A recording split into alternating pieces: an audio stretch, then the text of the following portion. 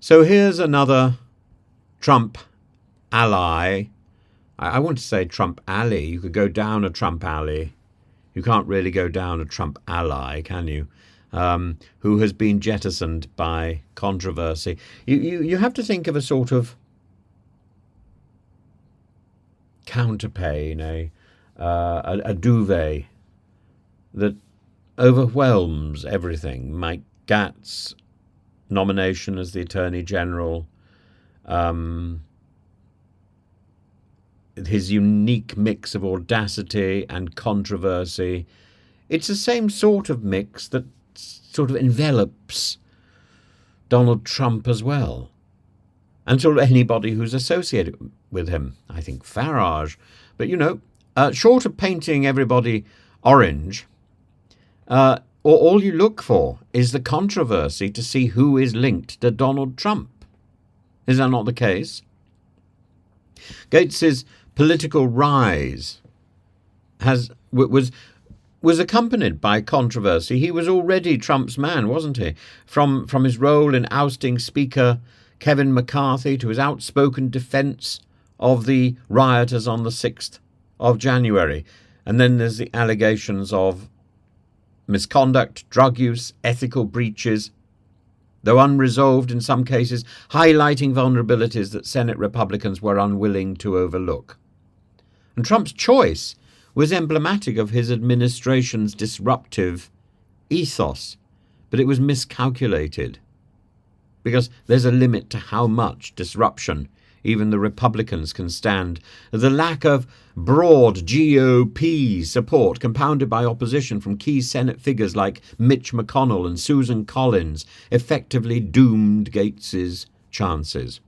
And his resignation from Congress to block the release of the Ethics Committee report underscores the delicate interplay of legal maneuvering and political theatre that seems to surround Trump, that covers him like one of those little blankets. What is it? The little blankets that children drag around with them. I can't remember what you call it. But a blanket. You can imagine Trump going around the place dragging his little blanket. Sometimes he calls it Gaetz. I don't know what he's going to call it now. The unresolved status of the Gaetz report questions the transparency, the accountability in Washington, with critics on all sides calling for its release. And now the withdrawal delays Trump's plans to appoint an Attorney General who could aggressively pursue his agenda, including investigations into perceived political adversaries, overhauling the Justice Department, silencing the critics, silencing the legal cases already sort of commenced. The tension between Trump's desire for loyalty and to control and the practicalities of selecting people who are going to be acceptable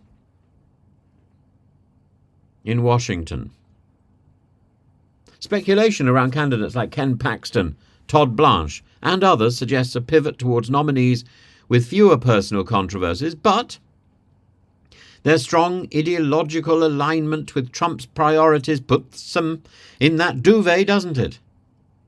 They're all there, dragged around with his blanket.